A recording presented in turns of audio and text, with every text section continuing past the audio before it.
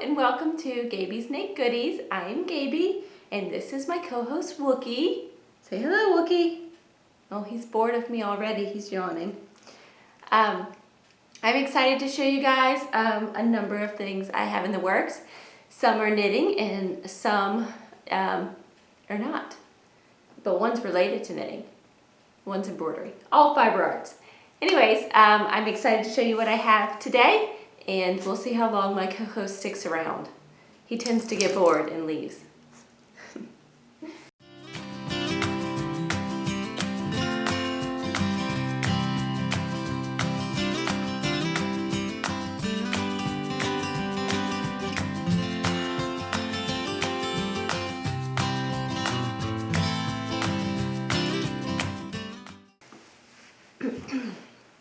Okay, so I am Gabie. And this is Gabie's Knit Goodies. You can find me on Instagram and Ravelry at Gabie's Goodies.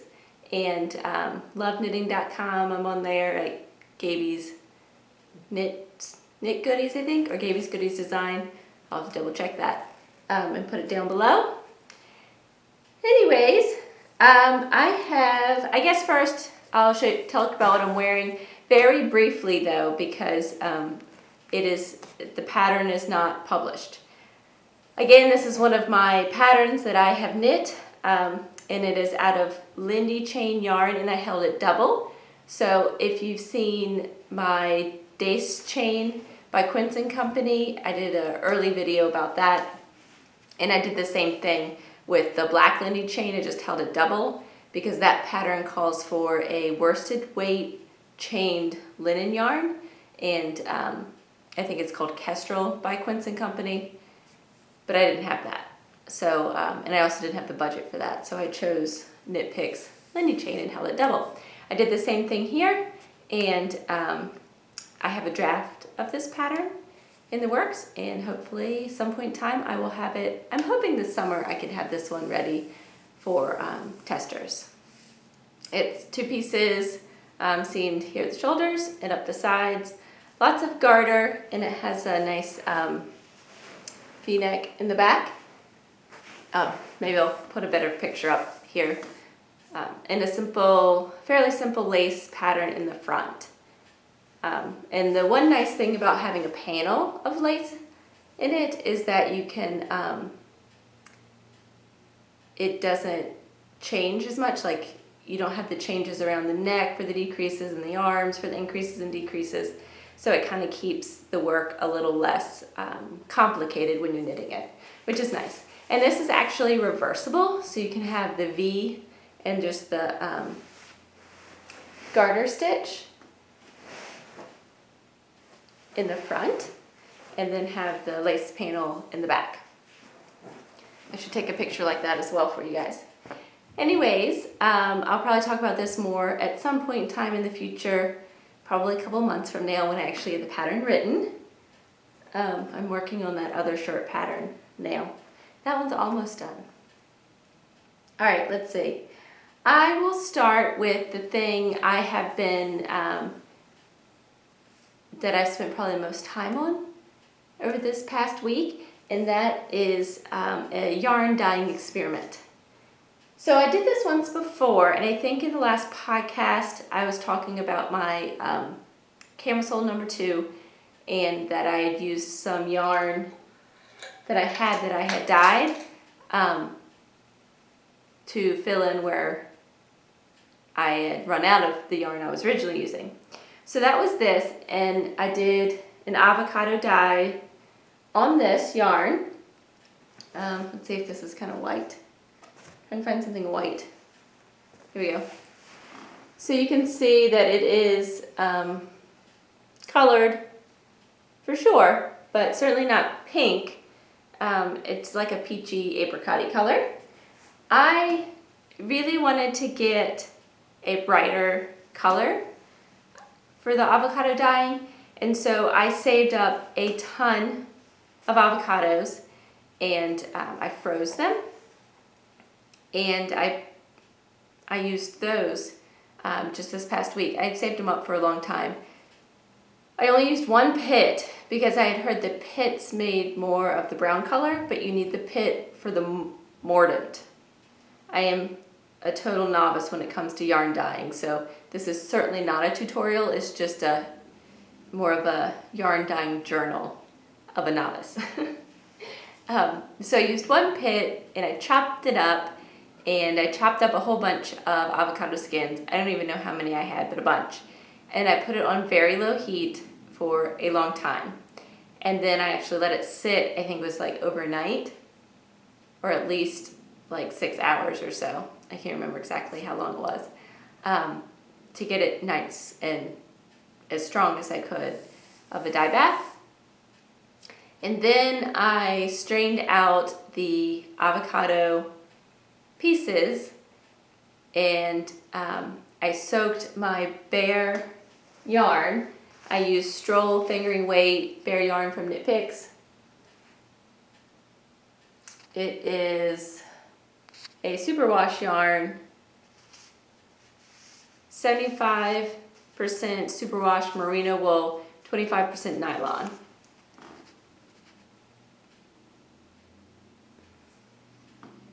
So I soaked it, and this time, so when I did this one, I soaked it in just water, but this time I soaked it in a vinegar water mix, because I heard that that was potentially beneficial to help with the dyeing process, so I figured I'd try it. And then I stuck my yarn in the dye bath, and I actually put the strainer with the avocado pieces on top of it. I don't know if I have a picture of that or not, because I wanted to make sure that I got as much pigment in there as I could. And I let it sit for more than 24 hours. It was a long time. And this is the final results. So if I just show it, you probably can't really tell. But if I show it next to the original, the bare yarn, you definitely see a difference.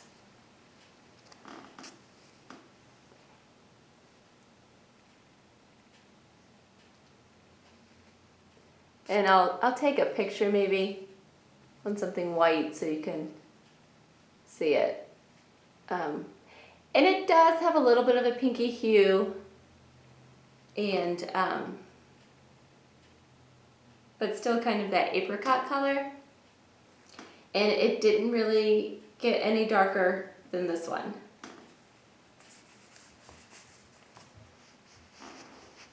It's like the same color.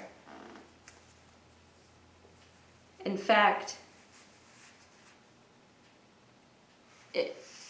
my original one might have even been darker, and I have no idea why. I did put more pits in this one than I did in this one, but less avocados overall. They're about the same color, but I actually think that the one that had more pits in it but less avocados overall is just a hair darker. Which is interesting because I had a ton of skins in this, and I thought the skins were what really had the pigment, especially the pinkish pigment. All right, I'm back. My phone rang. So anyways, that was my avocado dyeing experiment. So after I did all that, yesterday I think it was, I stumbled upon, I think it's called ChemKnits Tutorial or something like that. Something like that. So I stumbled upon that, and she actually used the same yarn and did some dyeing with avocado. But she also tried a 100% cotton yarn, and that actually turned out pink. And I found that really interesting. And I was going for that pink, and I couldn't understand why I wasn't getting like that blush pink color out of this when I had seen one of my friends do it. And she was doing a macrame, and she dyed with avocado and had this nice pink color, this blushy pink color. But after watching that ChemKnits tutorial where she did the same dye bath with both the wool and a cotton. And in the same dye bath, the cotton turned out blush pink, whereas the wool turned out more like that apricot kind of color, like I got. So I found that interesting. So I guess what I've learned from that is it doesn't matter how many times I try, I probably won't get pink on wool out of avocado. So good to know.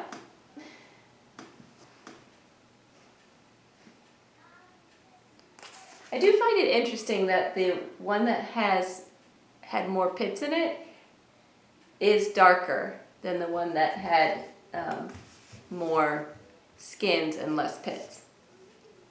So, oh, interesting. So I've got that. Another knitted item that I'm going to show. I can't remember if I showed this last time or not. It's a design of mine that I'm working in another color or another size, and of course another color than from my original. And I made it longer, and I'm planning actually on making long sleeves on this version. My original one is cropped, wide and cropped, and then it has like 3/4 length sleeves. In this version, it's going to be more of a like top of your hip length, or my hip length, and long sleeves. Love the color. It's Knit Picks Hawthorn. Kind of has a distressed feel to it with the way the pooling of that aqua color is, and the mottled color work. So I really like this. I bound off, and I actually added short rows in this one in the back to make it scoop down just a little bit. I also have short rows in the top for the neck shaping. And it's top down, yoked sweater. And so I'm on the sleeve. Oh, one thing y'all might like, I may have shown this at some point in time before, but my stitch marker, my progress keeper, is a little teacup. Isn't that cute? This is very difficult to show.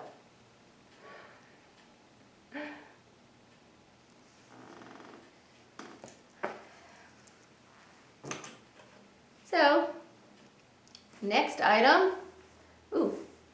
next knitted item.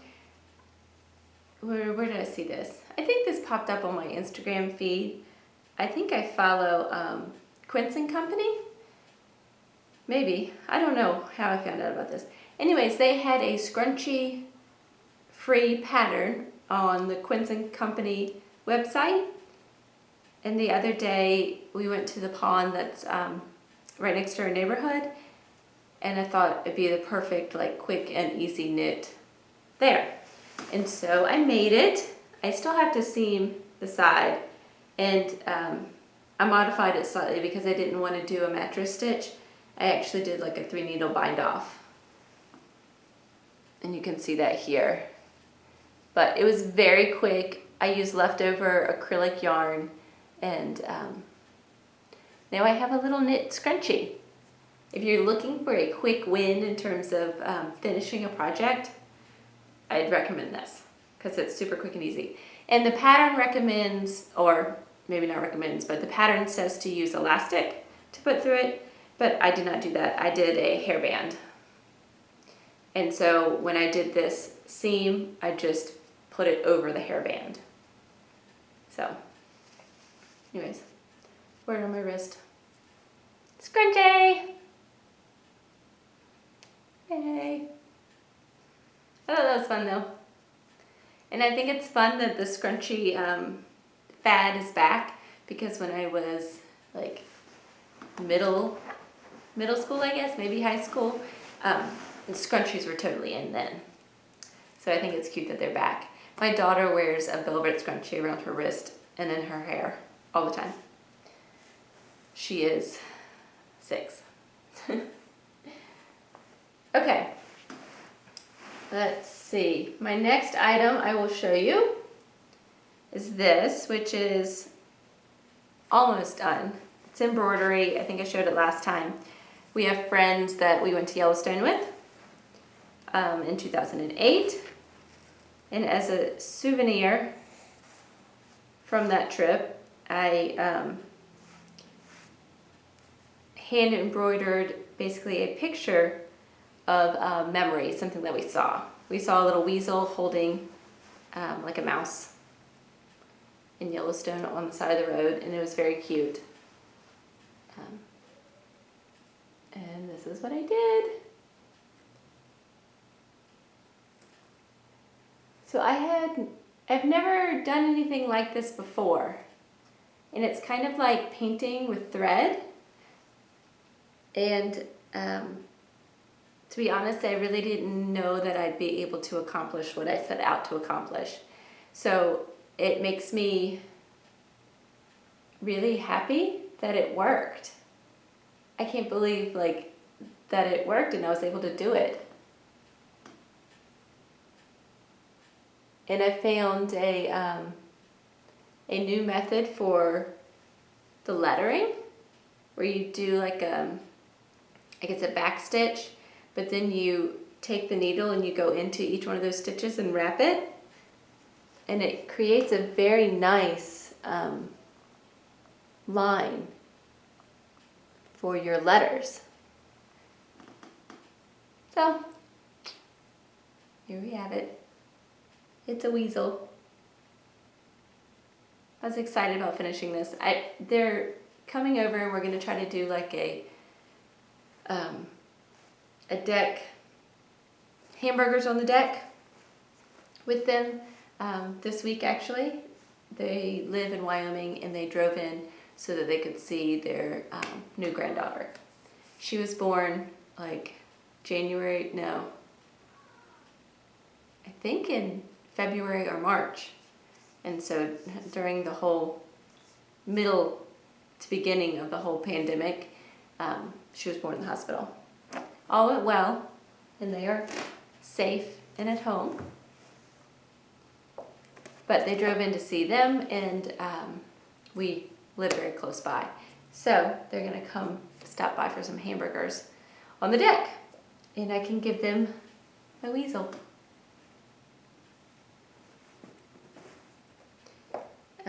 And if you're curious about my pillow here, a few years back I painted this pillow. I used fabric paint and I painted the chicken. The last thing I was going to talk about is my only acquisition, and it's not truly for myself exactly. Next fall, if all goes well, at my kids' homeschool co-op, they are going to allow a couple of adult classes. One is sign language, and the other one's going to be me teaching beginner knitting for adults. And so I was researching what and how I was going to teach that. And I came across the Pom Pom Knit How book. And I decided that that would be a really good tool for my class, because it's not like a beginner knitter for kids. It feels a little more mature than that, but it is very basic in terms of like they give you all of the basics very clearly with pictures, and then like this. And then their projects are also, they start very basic. But even though the projects are simple, you still get a cool finished product. So, let's see. Like here's one of them.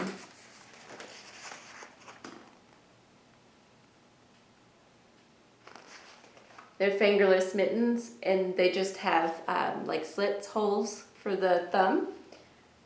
So that's all you would need is to learn to knit in the round, cast on, knit and purl, and then cast off basically. Actually, I take it back. I don't think it's knit in the round. I think it's knit flat and then seamed. and then you just leave a gap for the thumb. So even easier.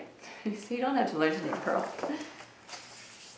But it's very, like it explains it a lot. Like even here they give a picture of what stockinette looks like and what ribbing looks like. So if you have any type of question, it's kind of explained. But once you get the hang of it, they even have sweaters in here. See? Some simple sweaters. So if you conquer the basics and you want something a little more complicated, that's in here too. So I think that's kind of cool. I got it through Etsy. You can get it a lot of different places, but the cheapest I found it was Etsy, and I think it was like $23 US. So anyways, that's the back of it.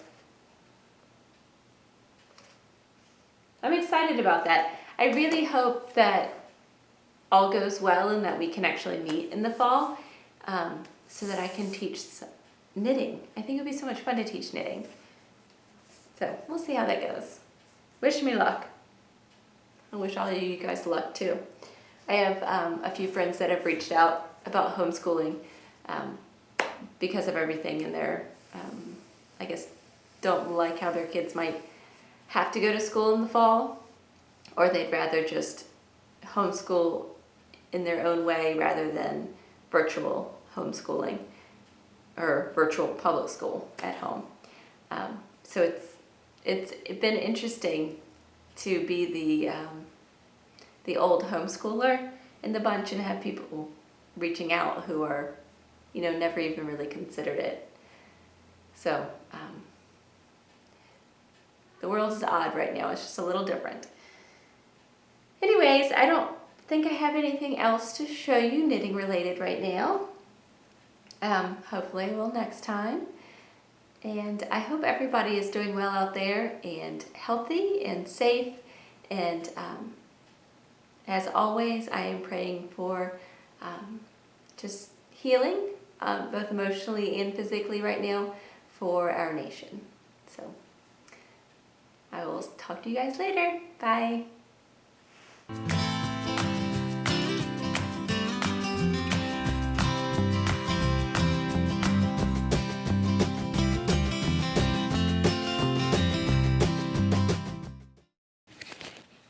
My knitting talk was so boring. I think I put my dog to sleep.